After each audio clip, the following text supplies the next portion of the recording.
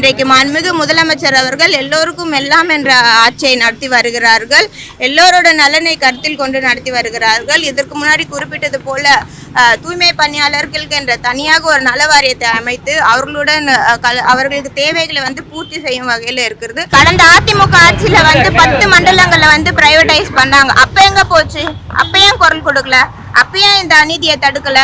10 மண்டலங்கள் பண்றதுக்கோ 2 மண்டலங்களுக்கு பண்றதோ ஒண்ணா? அப்ப குரல் கொடுத்திருக்கலாமே. அப்ப குரல் கொடுக்காம இப்ப குரல் கொடுத்து அரசியல் பண்றாங்களா? குப்பையை அள்ளுகிறவர்களுக்கு நாம் அவ்வளவு முக்கியத்துவம் தர வேண்டுமா என்று குப்பையாகவே நினைக்கின்ற இவர்களை நாம் என்ன செய்வது என்றுதான் வேதனையோடு இன்றைக்கு இந்த போராட்ட களத்தில் இருக்கின்றார்கள்.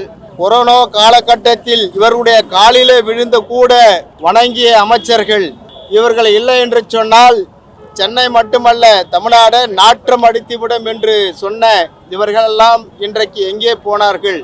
1ஆம் தேதியிலிருந்து காலவரையற்ற போராட்டத்தில் ஈடுபட்டிருக்கின்ற இந்த தொழிலாளர்களை இரவு பகல் பாராமல் இயற்கைக்கு எதிராக இவர்கள் இங்கே மழையிலும் வெயிலிலும் போராட்ட களத்திலே உட்கார்ந்து இருக்கிறார்கள். இந்த அரசாங்கம் என்னதான் உங்களுடைய பிரச்சனை என்று ஒப்புக்கு கூட அழைத்து பேசாமல் அவர்கள் ஏளனமாக இருப்பது, இவர்களுடைய உணர்வுகளை மதிக்காமல் இருப்பது